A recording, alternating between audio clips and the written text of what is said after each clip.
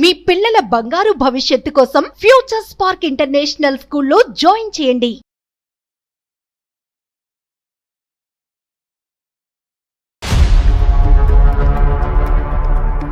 Friend వాళ్ళ ఇంటికి వెళ్తాను అంటది. తనకున్నదే ఇద్దరు ఫ్రెండ్స్. ఆ ఇద్దరు ఫ్రెండ్స్ లో ఇద్దరికి కాల్ చేసిన అన్నయ్య మా ఇంటికి రాలేదు, అన్నయ్య మా ఇంటికి రాలేదు.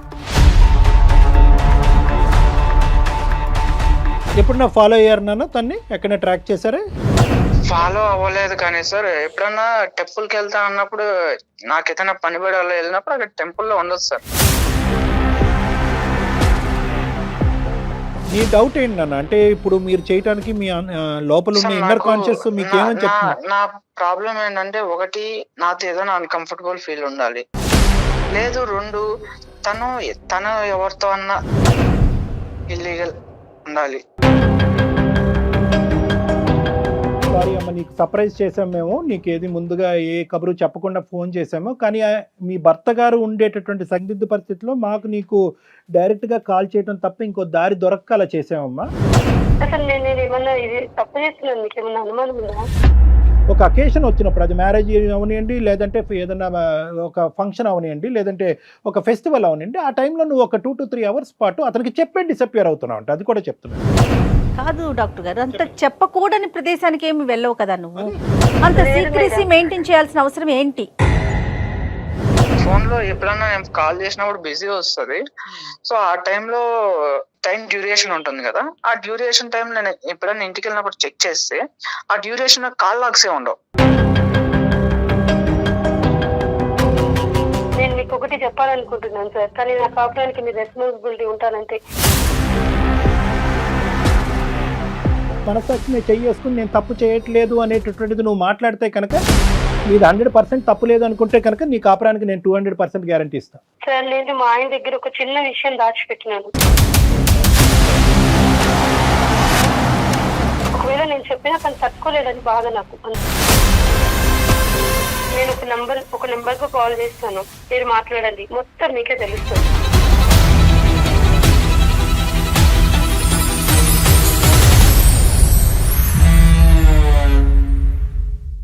30 నిమిషాలలో నొప్పి లేకుండా వేడికోస్ వెయిన్ చికిత్స. ఆవేశ హాస్పిటల్, హైదరాబాద్. మెడిసి హాస్పిటల్స్ సమర్పించు అందమైన జీవితం కార్యక్రమానికి స్వాగతం. నమస్తే కళ్యాణ్ గారు. నమస్తే జయ గారు. కళ్యాణ్ గారు, మనకు ఒక మెయిల్ వచ్చిందండి. కృష్ణ అని ఆయన చేశారనమాట. అతనికి భార్య మీద ప్రేమ ఉందో అర్థం కావట్లేదు, అనుమానం ఉందో అర్థం కావట్లేదు, అన్ని పీక్స్ లో ఉన్నాయండి. సో దాన్ని ఎట్లా ఏం చేయాలనేది అతనికి అర్థం కావట్లేదు, ఎక్కడ బ్యాలెన్స్ చేసుకోవాలో తెలియట్లేదు, చాలా సతమతం అయిపోతున్నాడండి. ఏం పేరు అన్నారు మేడం? కృష్ణ అండి. కృష్ణ గారు మనకి ఈమెయిల్ చేశాడు, ఒకసారి మీతో మాట్లాడించాలని. సో మనకి నెంబర్ ఇచ్చారు, ఒకసారి కాల్ చేసేద్దామండి. చేయండి తప్పకుండా జయ గారు, will help him. Hello. Hello, ఎవరండి? నమస్తే అండి కృష్ణ గారు, నేను జయానండి, అందమైన జీవితం ప్రోగ్రామ్ నుంచి కాల్ చేస్తా ఉన్నాను. మేడం చెప్పండి. బాగున్నారా కృష్ణ గారు? ఏదో ఉన్నాం మేడం, కొన్ని రోజులు ఉంటే తర్వాత ఫోన్ చేయాలంటే నేను ఖచ్చితంగా పిచ్చి హాస్పిటల్లో ఉండాలి. అయ్యయ్యో అట్లా ఉండదండి. జీవితం ఎప్పుడు ఎత్తు పల్లాలు ఉంటానే ఉంటాయి, కష్ట సుఖాలు ఉంటానే ఉంటాయి. మీ గురించి నేను బ్రీఫ్గా చెప్పాను అంతే, చాలా చాలా తక్కువగా మాట చెప్పాను కళ్యాణ్ గారికి. డాక్టర్ కళ్యాణ్ గారు ఉన్నారు స్టూడియోలో, ఒకసారి మాట్లాడతారా? ఇవ్వండి మేడం. నమస్తే కృష్ణ. నమస్తే సార్. చిన్నపిల్లడు పెద్దోడు ఎంత నీ వయసు? నా వయసు 28 సంవత్సరాలు సార్. 28 years. చిన్న చెప్పినా ఏంటి సమస్య? నేను ఒక అమ్మాయిని లవ్ చేసి పెళ్లి చేసుకున్నాను సార్. 1 year పాటు రిలేషన్షిప్ లో ఉన్నాము. ఆ తర్వాత పెళ్లి కూడా నాకు 1.5 year అయింది. 1.5 year. వేరే ఏ గొడవలు లేవు సార్.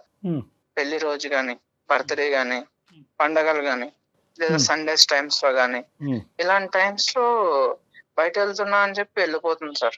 ఎక్కడికి వెళ్తున్నా, ఎవరితో వెళ్తున్నా తెలియదు సార్. అన్ఎక్స్పెక్టెడ్ ఒక్కతే సార్. నేను డ్రాప్ చేస్తా అంటూ కూడా లేదంట సార్, గుడికి వెళ్తాను అంటది. కానీ గుడికి వెళ్ళి వచ్చేటప్పుడు కనీసం కొబ్బరికాయో, ప్రసాదమో, పువ్వు, పండు, లేదా కనీసం బొట్టు కూడా ఉండదు సార్. లేదా ఫ్రెండ్ వాళ్ళ ఇంటికి వెళ్తాను అంటది. తనకున్నదే ఇద్దరు ఫ్రెండ్స్. ఆ ఇద్దరు ఫ్రెండ్స్ లో ఇద్దరికి కాల్ చేసిన అన్నయ్య మా ఇంటికి రాలేదు, అన్నయ్య మా ఇంటికి రాలేదు. సరే, తిరిగి వచ్చిన తర్వాత ఎలా ఉంటుంది ఆవిడ? అంటే మామూలు మంచి మూడ్ లోనే ఉంటుందా? నేచురల్ గా ఇంటి పనులు అవన్నీ చేసుకుని కొద్దిగా ఏమైనా మామూలుగానే ఉంటుంది సార్. కానీ నేను ఆ ఒక్క మాట అడిగితే మాట దాటేస్తుంది సార్, ఏదో ఒక మాట మాట్లాడేస్తుంది. మరి మీరు ఎప్పుడు టైట్ చేయలేదా? అంటే గట్టిగా అడిగే పరిస్థితి స్ట్రిక్ట్ గా కూడా అడిగాను, బట్ ఎప్పుడు కూడా సరే ఒక్కసారి కూడా నాకు ఆన్సర్ ఇవ్వలేదు. నేను అడిగిన క్వశ్చన్ కి అయితే ఆన్సర్ ఇవ్వలేదు. అంటే వేరే మీరు ఏదో ఒకటి మాట్లాడేది. 1 year పాటు లవ్ చేస్తున్నటువంటి క్రమంలో ఇటువంటి పరిస్థితి ఎప్పుడన్నా మీకు ఎదురైందా? లవ్ చేస్తున్నప్పుడు అంటే నేను తన 24/7 నా దగ్గర ఉండదు కదా సార్. ఆ టైంలో నా స్వార్థం ఏంటో తెలుసా మేడం? అదే ఒక ఫ్యామిలీ నుంచి వచ్చిన అమ్మాయి అంటే వాళ్ళ నాన్నకి, వాళ్ళ అమ్మకి, వాళ్ళ అన్న తమ్ముళ్ళకి ప్రేమ పంచాలి. అదే ఒక అనాథ అయితే తన ప్రేమంతా నాకే వస్తుంది కదా మేడం. అంతటి స్వార్థపరుని మేడం నేను. చాలా అంటే చాలా 3 jobs మారాను ఇప్పటికి.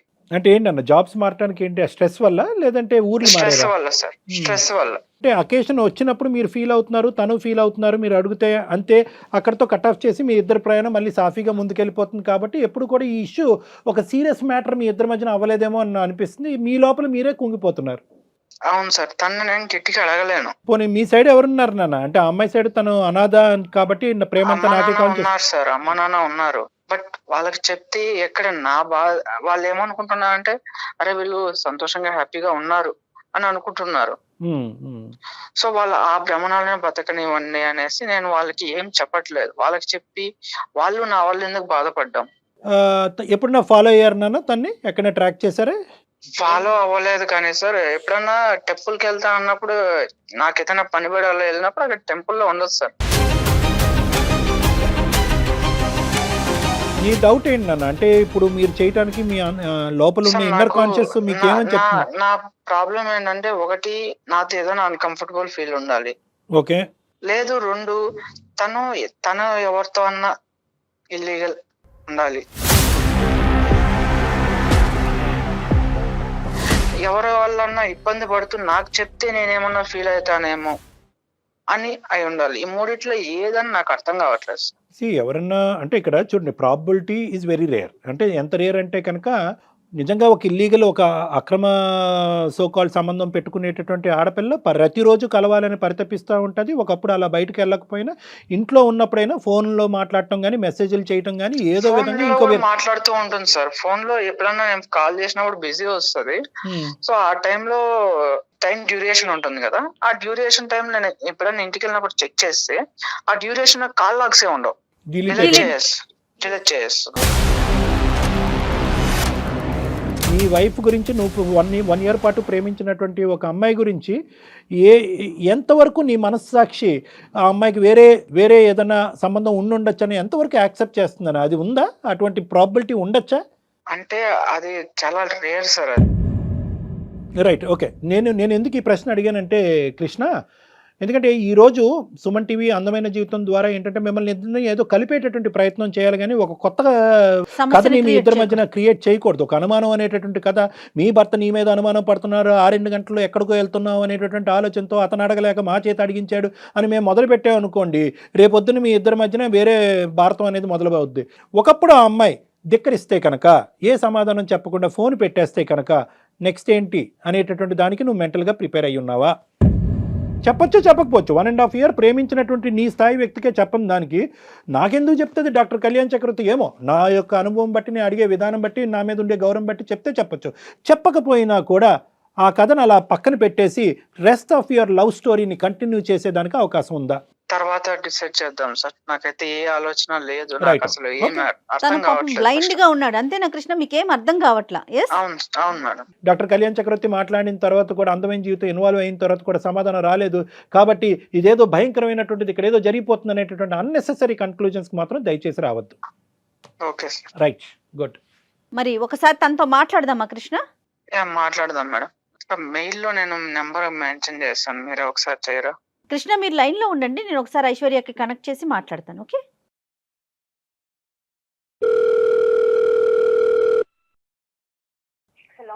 హలో ఐశ్వర్య గారు, నమస్తే అండి. నమస్తే అండి. ఎవరు? నేను జయానండి, అందమైన జీవితం ప్రోగ్రామ్ నుంచి మాట్లాడుతా ఉన్నాను. ఓకే, చెప్పండి మేడం. మీ హస్బెండ్ కృష్ణ గారు లైన్ లో ఉన్నారు, ఒక్కసారి ఆయనతో మాట్లాడండి, దెన్ మళ్ళీ నెక్స్ట్ నేను మాట్లాడతాను. హలో కృష్ణ, మేడం మీ వైఫ్ ఉన్నారండి, ఒకసారి తనకి మాట్లాడండి. హలో. హలో ఐశ్వర్య చెప్పండి. కళ్యాణ్ చక్రవర్తి గారు, జయ మేడం ఉన్నారు. ఏమైందండి? మీరు ఎక్కడున్నారు? ఏమైందో నీకు తెలీదా? 1.5 year గా నేను అడిగి అడిగి అడిగి అడిగి వ్యక్తి పుట్టిపోయింది నాకే. అందుకే కనీసం సార్ వాళ్ళ దగ్గరికన్నా వస్తా నా సమాధానం వస్తుందని చెప్పి నేను ఇక్కడికి వచ్చా. అసలు మన మధ్య సమస్య ఏముందండి పరిష్కరించుకోవడానికి? అసలు నేను ఏమన్నా ఇది తప్పు చేస్తున్నాను, మీకు ఏమన్నా అనుమానం ఉందా?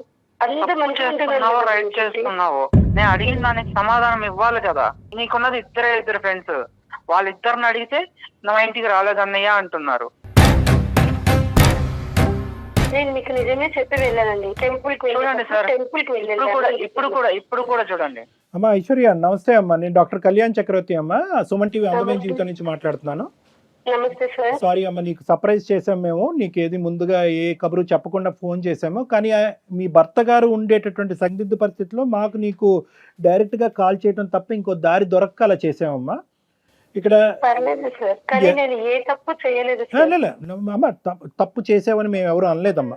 ఒక అకేషన్ వచ్చినప్పుడు, ప్రత్యేకంగా ప్రతిరోజు కాదు, ఒక అకేషన్ వచ్చినప్పుడు, అది మ్యారేజ్ అవనివ్వండి, లేదంటే ఏదైనా ఒక ఫంక్షన్ అవనివ్వండి, లేదంటే ఒక ఫెస్టివల్ అవనివ్వండి, ఆ టైంలో నువ్వు ఒక 2 to 3 hours పాటు అతనికి చెప్పే డిసప్పియర్ అవుతున్నావు అంటే, అది కూడా చెప్తున్నాడు, చెప్పే డిసప్పియర్ అవుతున్నావు. కానీ ఎక్కడికి అనేది మాత్రం చెప్పట్లేదు. ఎక్కడికి అని చెప్పేటటువంటి దానికి సంబంధించినటువంటి ఆధారాలు కనిపించట్లేదు. మరి ఇంత సీక్రెట్గా ఉండేటటువంటి ఈ వ్యక్తి ఎవరి దగ్గరికి తిని వెళ్తుంది? ఆమె అతను అనేటటువంటి ప్రస్తావన అతని దగ్గర లేదు. అతనికి నీ మీద అనుమానం కూడా లేదు. అది నేను ముందే క్లారిఫై తెచ్చుకున్నాను. చాలా అంటే చాలా మంచివాడు.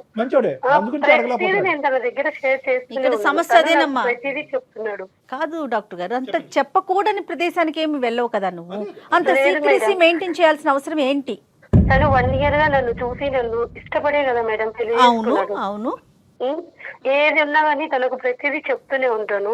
కాకపోతే అతను ఏది తెలిసినా గానీ ఏమవుతాడంటే, నేను తన దగ్గర చెప్పినంతగా తను కొంచెం చెప్పలేడు. ఒకవేళ ఇన్ కేస్ నేను ఏమైనా తప్పు చేసినా గానీ నన్ను ఏమన్నాడు ఆయన, నా ఎదుట ఉన్న వ్యక్తిని తనను బాధించే రకం, లేకుంటే తనలో తను మదన పడుతూ బాధపడుతూ ఇప్పటికే 3 jobs పోగొట్టుకున్నాను మేడం. ఒక్కదాని తర్వాత ఒకటి బాధపడుతూ, ఎందుకంటే ఏదో చెప్తూ ఉంటాడు. ఇంత సీక్రెట్ ఏముంటుందమ్మా వైఫ్ అండ్ హస్బెండ్ మధ్యన? పెద్ద ప్రాబ్లం ఏది లేదు madam. The thing is Aishwarya, ఇది ప్రాబ్లం పెద్దదా చిన్నదా అనేది కాదు జయ గారు. ఇక్కడ ఏంటంటే అసలు ఇది ప్రాబ్లం కానప్పుడు ఏంటి అదని చెప్పడంలో పెద్ద ఇందులో అంత సందిగ్ధం ఏముందమ్మా? ఉన్నది ఉన్నట్టుగా చెప్పండి. ఒకవేళ నేను చెప్పినా తను తట్టుకోలేదని బాధ నాకు, అంతే.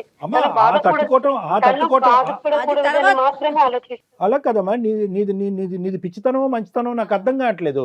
ఆ తట్టుకోకపోవటం అంటే కనుక ఈ నరకం ఇది మహాఘోరం. ఇది నేను మీకు ఒకటి చెప్పాలనుకుంటున్నాను సార్, కానీ నా కాపురానికి మీ రెస్పాన్సిబిలిటీ ఉంటానంటే.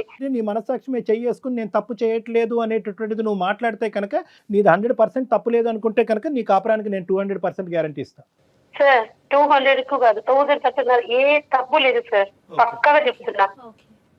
నా సైడ్ తప్పు పెట్టుకొని మిమ్మల్ని తలదించుకునేలాగా నేను చెయ్యను. ఖచ్చితంగా నేను చెప్తాను, నిజం మాత్రమే చెప్తాను. నా సైడ్ ఎంత మీరు వెతికినా ఇంత తప్పు కూడా దొరకదు. కాన్ఫిడెంట్ గా చెప్తున్నాను. తను మిస్అండర్స్టాండింగ్ చేసుకోకుండా మాట్లాడే బాధ్యత డాక్టర్ గారు తీసుకుంటారు. అది తీసుకుంటే చాలు. తను ఏం చెప్పినా ఓవర్ గా రియాక్ట్ అవుతాడు, అది నేను భరించలేను. అది బాధపడడం కూడా నాకు ఇష్టం లేదు. ఏంటంటే తనను ఒక చిన్న పిల్లలాగా చూసుకుంటాను నేను. కానీ మరి సమస్య ఇక్కడ దాకా వచ్చింది కదా తల్లి, రివీల్ చేయక తప్పదు. ఇంకా అందుకే మేడం నేను చెప్పాలని నిర్ణయం తీసుకున్నాను. చెప్తాను, ఖచ్చితంగా మీ దగ్గర చెప్తాను, ఒప్పుకుంటాను. ఏం చేసింది ప్రతిదీ చెప్తాను. కానీ తను ఒప్పుకోవాలి, ఎందుకంటే తను బాధపడకూడదు. ఇప్పుడు చెప్పేస్తాను. తను అర్థం చేసుకునేటటువంటి విధంగా మేము ఆ ప్రాసెస్ ని ఫెసిలిటేట్ చేస్తామని చెప్తున్నాం అమ్మా. అతను రియాక్ట్ అవ్వకూడదు, అతను మాట్లాడకూడదు, అతను చెవులు మూసుకోవాలంటే కనుక అసలు ఏంటో అదేం లేదు సార్. తను ఒక మంచి మనసు ఒప్పుకుంటే చాలు నాకు. ఎందుకంటే తప్పు ఉంటే నేను ఇంతగా మాట్లాడలేను కదా, నా సైడ్ తప్పు ఉంటే నేను మాట్లాడలేను సార్. అదే అమ్మా, ఇప్పుడు నువ్వు చెప్పమ్మా, నువ్వు విషయం చెప్పమ్మా. సార్ నేను మా ఆయన దగ్గర ఒక చిన్న విషయం దాచిపెట్టినాను. అది ఒక్కటే నేను చేసిన తప్పు, తప్పితే ఇంకేది లేదు. నేను ఒక నంబర్ కు కాల్ చేస్తాను, మీరు మాట్లాడండి, మొత్తం మీకే తెలుస్తుంది. కాదు మా నెంబర్ కి కాల్ చేయటం ఏంటి? నువ్వు చెప్పు, అసలు ఏం జరిగిందో నువ్వు చెప్పట్లేదు. అటు ఆయనకి దాచావు, ఇటు డాక్టర్ గారు అడుగుతుంటే దాస్తున్నావు. దాయడం లేదు, దాసేదాన్ని అయితే నెంబర్ కి కాల్ చేస్తాను నేను అనను మేడం. ఒక నెంబర్ కు కాల్ చేస్తే డాక్టర్ గారు ఖచ్చితంగా మీకు అన్ని విషయాలు తెలుస్తాయి. ఎవరు మళ్ళీ ఏంటమ్మా ఈ సస్పెన్స్ థ్రిల్లర్ తట్టుకోలేకపోతున్నావు? అక్కడో సస్పెన్స్, ఇక్కడో సస్పెన్స్, ఇప్పుడు మళ్ళీ ఇంకో ఫోన్ కాల్ అంటున్నావు. సరే, నీ సమస్య, మీ ఇద్దరి మధ్యన సమస్యకి పరిష్కారం ఉంటే కనుక మరి ఆ సస్పెన్స్ కూడా మేము చూడటానికి రెడీగానే ఉన్నాం. కలుపమ్మా. కాన్ఫరెన్స్ లోకి తీసుకుంటావా? ఆ, తీసుకోండి. ఇప్పుడు తన కాపురానికి మీరు బాధ్యత అన్నారు. సో తప్పు జరగనంత వరకు ఓకే మీరు చూసుకుంటామన్నా, మళ్ళీ ఇంకొక కాల్ ఏంటో అర్థం కాలేదు మరి. హలో హలో సార్, చూసారా? నా అనుమానమే నిజమైంది. ఎవరో ఉన్నారు. ఐశ్వర్య, ఎవరమ్మా అవతల ఎవరున్నారో మాట్లాడమని. ఫస్ట్ వినండి సార్, ప్లీజ్ ఫస్ట్ వినండి. ఫస్ట్ నువ్వు కూల్గా ఉండు. అదే కదా అమ్మాయి ముందే నా చెప్పింది. మీద నిందలు మోపకండి, ఒక్కసారి వినండి. సార్ నమస్కారం సార్, నా పేరు కల్పన, నేను ఒక ట్రాన్స్జెండర్ ని. కల్పన తను గారు, ఐశ్వర్య నా బిడ్డ సార్.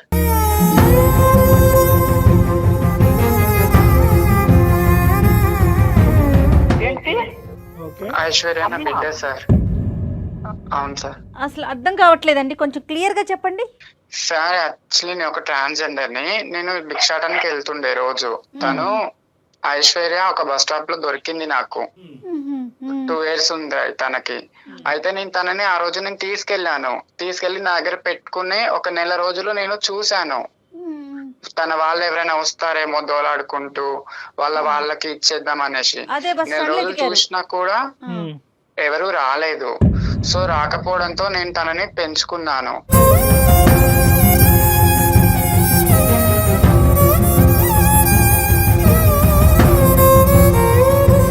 పేరు పెట్టాను తనకి, స్కూల్లో జాయిన్ చేశాను. నేను 6వ క్లాస్ వరకు నేను తనకి చూసుకున్నాను. దాని తర్వాత ఒక రోజు నేను వెళ్ళాను తనని స్కూల్ దగ్గరికి. వెళ్తే తను ఎవరు అని తన ఫ్రెండ్స్ అడిగారు, ఐశ్వర్య ఫ్రెండ్స్. అడిగితే తను మా మమ్మీ అని చెప్పడంతో చిచ్చి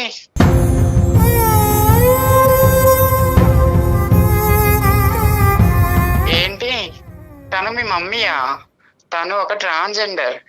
చి, మీ మమ్మీ అంటావేంటి నువ్వు? దీనితో ఫ్రెండ్షిప్ చేయొద్దు మనం. వాళ్ళ అమ్మ ఒక ట్రాన్స్జెండర్ అని చెప్పేసి నా బిడ్డని దూరం పెడుతున్నారు.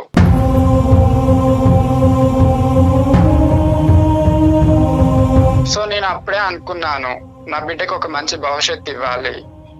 నేను పడ్డ అనుమానాలు నా బిడ్డకు రాకూడదు అని నేను 6వ క్లాస్ తర్వాత తనని అనాథ ఆశ్రమంలో నేను జాయిన్ చేశాను.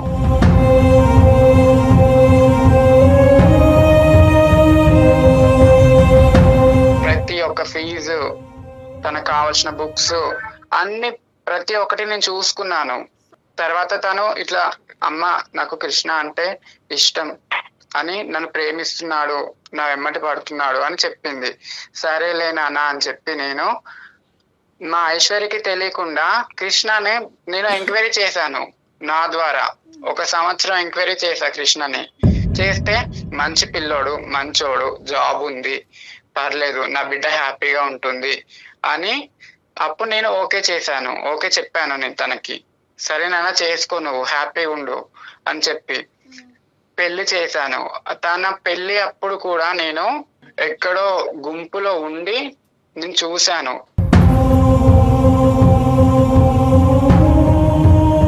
అనాథ ఆశ్రమం తరపు నుంచి తన పేరు మీద ఫిక్స్డ్ డిపాజిట్ 5 లక్షలు చేశాను.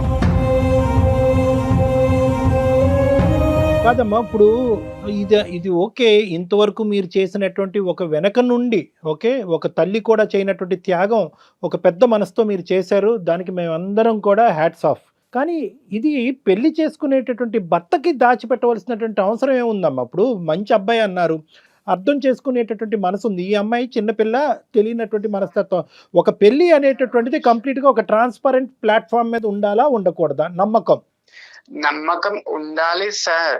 కానీ ఈ సొసైటీ మమ్మల్ని నమ్మదు కదా. ఈ సొసైటీ ఏమంటుంది, ఒక దగ్గరికి వెళ్తాం సార్, మేము వెళ్తే మమ్మల్ని చూసి దూరం వెళ్ళిపోయే వాళ్ళు ఉన్నారు, పక్కన కూర్చుంటే లేచి వెళ్ళిపోయే వాళ్ళు ఉన్నారు. మీరు బాగానే ఉన్నారు కదా, పని చేసుకొని బతకొచ్చు కదా, ఇట్లా ఎందుకు అడుక్కోవడం మీరు? కాదు తల్లి, కృష్ణ ఐశ్వర్య ప్రేమించి పెళ్లి చేసుకున్నారు, ఒకరినొకరు అర్థం చేసుకుని పెళ్లి చేసుకున్నారు. ఆ ప్రేమలో త్యాగాలు అనేటటువంటి ఉంటాయి. నువ్వు చేసినటువంటి కార్యక్రమానికి బహుశా కృష్ణ హర్షిస్తాడేమో. అరే ఇంత గొప్ప మనిషా, సమాజం నీ వైపు వేలెత్తి చూపెడుతుందంటే కనుక ఈ వెనకాతల నుంచి తల్లిలాగా నాకు తెలియదు కదా సార్. నా వల్ల నా అల్లుడు బిడ్డ దూరం కావద్దు, నా వల్ల ఇది నా బిడ్డ ఒంటరిది కావద్దు, మాది ఎట్లాగో ఒంటరి జీవితం. బట్ హౌ లాంగ్ అమ్మా? కాదు కల్పన గారు, ఎన్ని సంవత్సరాలు దాచిపెడతారు? ఎన్ని సంవత్సరాలు దాచిపెడతాం అనుకున్నారు? ఇప్పటికే ఆ అబ్బాయికి లేనిపోయిన ఆలోచనలు వచ్చాయి. చెప్పమ్మా, చెప్పమ్మా. ఇక్కడ ఇది ఎందుకు దాచిపెట్టిందో నేను చెప్పొచ్చు సార్? చెప్పుమా, చెప్పు. లేదు సార్, ఒకసారి నేను ఈయన షాపింగ్ మాల్కి వెళ్ళినాం. అక్కడ ట్రాన్స్జెండర్ చూసి ఈయన ఎంత విసుక్కున్నాడంటే అతను దగ్గరికి వచ్చేసరికి చాలా అంటే చాలా చిరాకు పెట్టిండు ఫేస్ మొత్తం. తన మెంటాలిటీ అలా ఉంది. దాని వల్ల నేను చెప్పలేకపోయాను సార్. వాళ్ళ గురించి కొంచెం మంచి చెప్పి ఇది నా పరిస్థితి అని చెప్పడానికి నేను చాలా సార్లు ప్రయత్నం చేసినాను సార్. అసహ్యం కలిగినటువంటి ఒక వ్యక్తి అంటే ఈ పరిస్థితుల్లో అతను ఏవో కొన్ని ఎక్స్పీరియన్సెస్ వల్ల లేదంటే అతను చూడకూడదు ఏమైనా చూడటం వల్ల అతనికి ఒక బ్యాడ్ ఇంప్రెషన్ ట్రాన్స్జెండర్స్ మీద పడింది. కానీ నీ జీవితంలో ఒక ట్రాన్స్జెండర్ ఒక ఆడపిల్ల యొక్క ఒక అనాథ అయినటువంటి ఒక ఆడపిల్లకు ఒక తల్లిలాగా నిలబెట్టి జీవితంలో ముందుకు పంపించిందనే ఒక గొప్ప ఎగ్జాంపుల్ చెప్తే కనుక బహుశా అతని ఆలోచన శైలి మారిపోయి ఉండేదేమోనమ్మా. ట్రాన్స్జెండర్స్ మీద ఒక మంచి అభిప్రాయం వచ్చి ఉండేదేమో, వాళ్ళలో కూడా ఒక దయాగుణం ఒక త్యాగగుణం ఉందనేటటువంటి ఆలోచనకు వచ్చి ఉండేవాడేమో. నిజమే సార్, అందుకే నేను వాళ్ళలో ఉన్న మంచితనం చెప్పడానికి కూడా నేను చాలా సార్లు ప్రయత్నం చేశాను. కనీసం వాళ్ళు ఊసే ఎత్తనియడు సార్ ఇంట్లో. ఇప్పుడు మనకి ప్రధానంగా కావాల్సింది కృష్ణ యొక్క రియాక్షన్ కావాలి నాకు ఇక్కడ. కృష్ణ, నీ రియాక్షన్ ఏంటి? ఇప్పుడు ఆవిడ ఒక ఫోన్ కాల్ కలిపింది, ఆ ఫోన్ కాల్లో ఒక మగగంతుకు లాంటిది వినిపించేటప్పటికి అదిగో మేడం ఒక అబ్బాయి మాట్లాడుతున్నాడు బ్యాక్గ్రౌండ్ చూసారా, నేను అనుకున్నది నిజమైందని అన్నారు. కానీ అది నిజం కాదు. మీరు మాట్లాడుతుంది ఆ అమ్మాయి తల్లికి మించినటువంటి ఒక తల్లితో మీరు మాట్లాడుతున్నారు. ఇప్పుడు మీ అభిప్రాయం ఏంటో నాకు చెప్పండి. అవును సార్, నాకు వాళ్ళంతా చిన్నప్పటి నుంచి ఒక భయం సార్. వాళ్ళు వచ్చి ఆ స్లాబ్స్ కొడుతుంటే నాకు అట్లా షివరింగ్ అయిపోయేది. తను నాతో ఉండాలనుకుంటే వాళ్ళ అమ్మను వదిలేయమని చెప్పండి, లేదు వాళ్ళ అమ్మ కావాలనుకుంటే నన్ను వదిలేసి వెళ్ళిపోమని చెప్పండి సార్. కాదండి, దానికి కారణం ఏంటి? ఒకటి కృష్ణ, ఇక్కడ ఏంటంటే దేనికైనా ఒక బలమైనటువంటి కారణం ఉండాలి. మీ పర్సనల్గా మీరు ఒక ఎల్జిబిటీ గ్రూప్ని ఏ విధంగా చూస్తున్నారో does not equate to how Aishwarya looks at an LGBT group.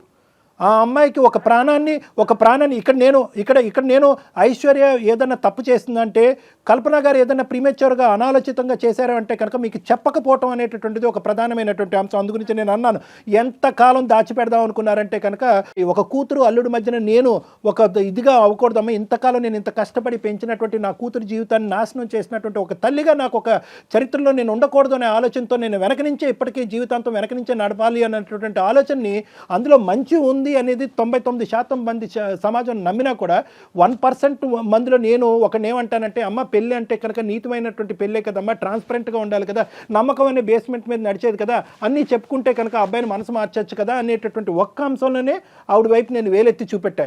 కానీ ఈరోజు ఆవిడ చాలా ముఖ్యమైనటువంటి పాత్రలో ఉంది, ఐశ్వర్యకి చాలా ముఖ్యమైనటువంటి పాత్రలో ఉంది. మీ అభిప్రాయం ఐశ్వర్య అభిప్రాయం అవనవసరం లేదు. మీరేం చూసారో నాకు తెలీదు, ఎందుకు వాళ్ళని చేదరించుకుని అసహించుకుంటున్నారో నాకు తెలీదు, ఎందుకు కింద నుంచి పై వరకు మీ శరీరం వణుకుతుందో నాకు తెలీదు.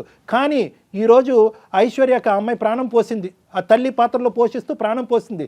లేదంటే ఎవరి చేతుల్లో పడి ఉండేదో ఐశ్వర్య ఈరోజు, ఏమై ఉండేదో. ఈరోజు చదువుకుని ఒక క్వాలిఫికేషన్ వచ్చి నీలాంటి ఒక మంచి వ్యక్తితో పెళ్లి చేసుకుని ఒక ప్రయాణం కొనసాగటానికి ముఖ్య కార్యక్రమాలు భగవంతుడికి మించినటువంటి భగవంతుడు ఎవరన్నా ఉన్నారు అంటే కనుక అది కల్పన గారు. మా అత్తగారు ఒక ట్రాన్స్జెండర్ అంటే మా ఫ్యామిలీ కానివచ్చు, లేదంటే సొసైటీ కావచ్చు, నన్ను వేరేలా చూస్తుంది సార్. సో నేను అది తీసుకోలేను. Let us take another hypothesis. ఒక నిమిషం ఐశ్వర్య, నాకు కృష్ణతో నేను డీల్ చేయాలి. కృష్ణ మీద నాకు కోపం లేదు. కృష్ణ కన్ఫ్యూజన్లో ఉన్నాడు కాబట్టి కన్ఫ్యూజన్ క్లారిటీలోకి తీసుకురావాల్సిన బాధ్యత నా మీద ఉంది. ఎందుకంటే మీ కాపురాన్ని నిలబెడతానని నేను ప్రామిస్ చేసిన తర్వాత నువ్వు కల్పన గారికి ఫోన్ కలపడం జరిగింది. కృష్ణ, ఒకప్పుడు ఈ అమ్మాయిని పెంచి ఈ స్థాయి వరకు తీసుకొచ్చినటువంటి వ్యక్తి కల్పన గారు ఒక ట్రాన్స్జెండర్ అనేటటువంటి అంశం మీరు గాఢంగా ప్రేమించుకుంటున్నటువంటి ఆ సంవత్సరంలోనే బహుశా ఐశ్వర్య వచ్చి నీకు చెప్పుంటే కనుక అప్పుడు ఏమని ఉండేవాడివి? సార్ నా ప్రేమగా సార్, ఇప్పుడు తను మా అత్త అని చెప్పుకోండి, ఎలా చెప్పుకోగలుగుతాను సార్ నేను? అత్త కాదు ఎవరు కాదు, ఈ అమ్మాయి ఈరోజు ఇది దాచిపెట్టకుండా మీరిద్దరు ప్రేమించుకున్నటువంటి క్రమంలో మన ప్రేమను నువ్వు యాక్సెప్ట్ చేసావు, మన ఇద్దరు ఇంత గాఢంగా ప్రేమించుకుంటున్నాం, మన ఇద్దరు ముందుకెళ్ళి పెళ్లి చేసుకోబోతున్నాం. అయితే నీకు ఒక ముఖ్యమైనటువంటి అంశం చెప్పాలి. నా తల్లికి మించినటువంటి తల్లి నా జీవితంలో ఒక ట్రాన్స్జెండర్ ఉంది, ఆవిడే కల్పన అనేటటువంటి అంశం నీకు చెప్పుంటే నువ్వు ఈ ప్రేమ నుంచి విత్డ్రా అయిపోయి ఉండేవాడా, నీకు నాకు పచ్చి అని అని ఉండేవాడువా? సార్ అప్పుడైతే ఏమో తెలియదు సార్, ఇప్పుడైతే నేను యాక్సెప్ట్ చేయలేను సార్. మా ఇంట్లో వాళ్ళకి నేనేం చెప్పుకోవాలి సార్? ఒకటి, మీ ఇంట్లో వాళ్ళకి ఏం చెప్పాలి అనే ముందు నీ మనస్సాక్షికి ఏం చెప్తావు అనేటటువంటిది ముఖ్యమైనటువంటి అంశం. మీ ఇంట్లో వాళ్ళకి చెప్పి నువ్వు ఐశ్వర్యాన్ని లవ్ చేయలేదు, గుర్తుపెట్టుకో.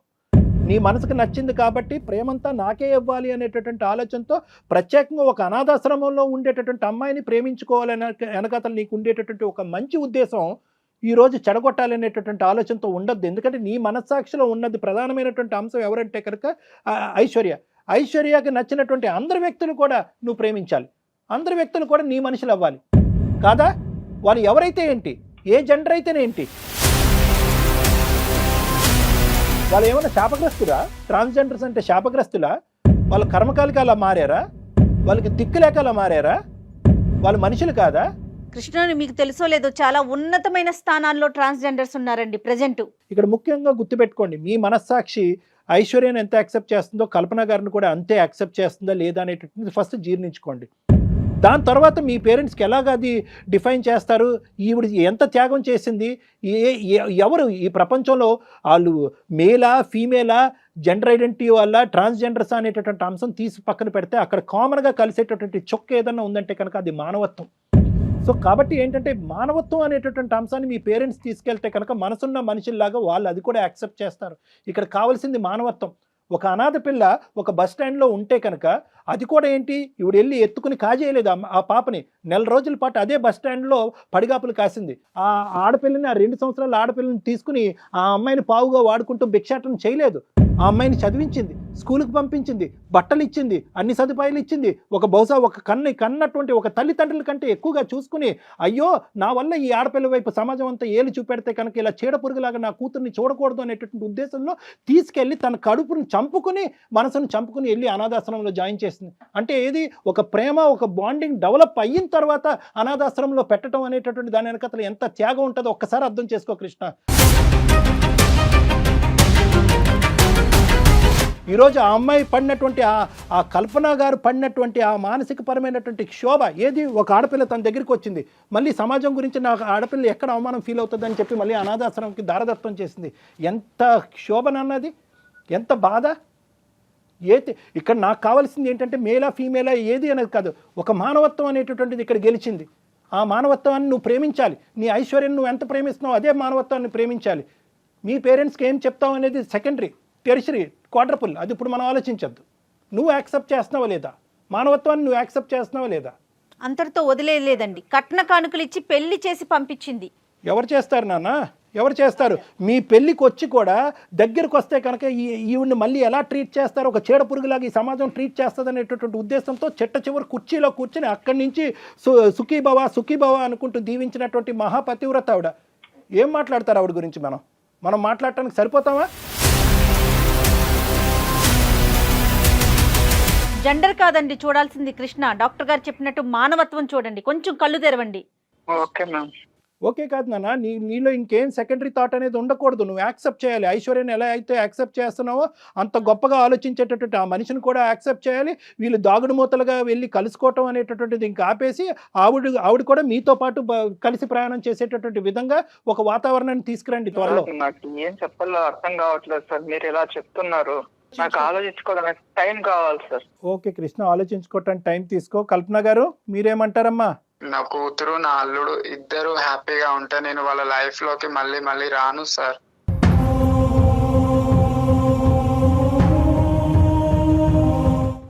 ఎక్కడికన్నా దూరంగా వెళ్ళిపోతాను. నువ్వు అల్లుడు మంచిగా ఉంటే నాకు అదే చాలమ్మా.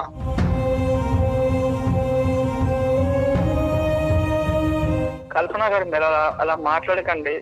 ఇలా దొంగతనంగా కలుసుకోవడం అవసరం లేదు. ఇంకటి నుంచి పెళ్లి కాకుండా మీరు ఎలా ఉన్నారో అలానే ఉండండి. Very good very good very good Krishna, thank you. నేను ఇంట్లో వాళ్ళకి నేను ఏదో ఒకటి సర్ది చెప్పుకుంటా. ఓకే ఓకే తనని అన్ని సంవత్సరాలు పెంచకపోయింటే తను నా దగ్గరికి వచ్చేది కాదు. ఎస్ ఎస్ అబ్బాబాబా సూపర్ చాలు మంచి చాలు. పాయింట్ ఒక్క అంతే లైన్ నేను చెప్పింది అంతా కూడా ఒక లైన్ లో సమరైజ్ చేశాను. మా మేడం ఇంకేం మనసులో పెట్టుకోకు, డాక్టర్ గారు మాట్లాడారు కదా, సంతోషంగా ఉండండి, ఓకేనా? Thank you so much madam. Kalpana గారు, మ్యామ్ ఈ సందర్భంగా అంటే వీళ్ళిద్దరితో మాట్లాడిన తర్వాత మీతో కూడా మాట్లాడినాక నిజంగా చెప్తున్నానండి, మీకు మనస్ఫూర్తిగా చేతులెత్తి దండం పెడుతున్నామండి.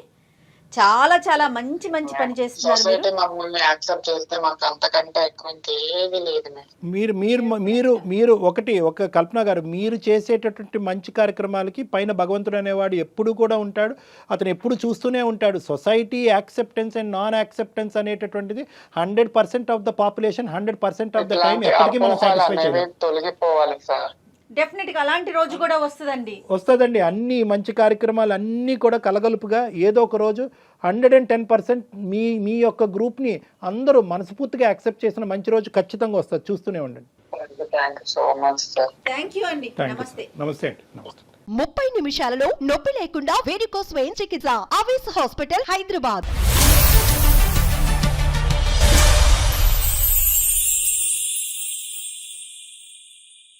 సుమన్ టీవీలో మీ పర్సనల్ అండ్ బిజినెస్ ప్రమోషన్స్ కోసం కింది నెంబర్కి కాంటాక్ట్ చేయండి.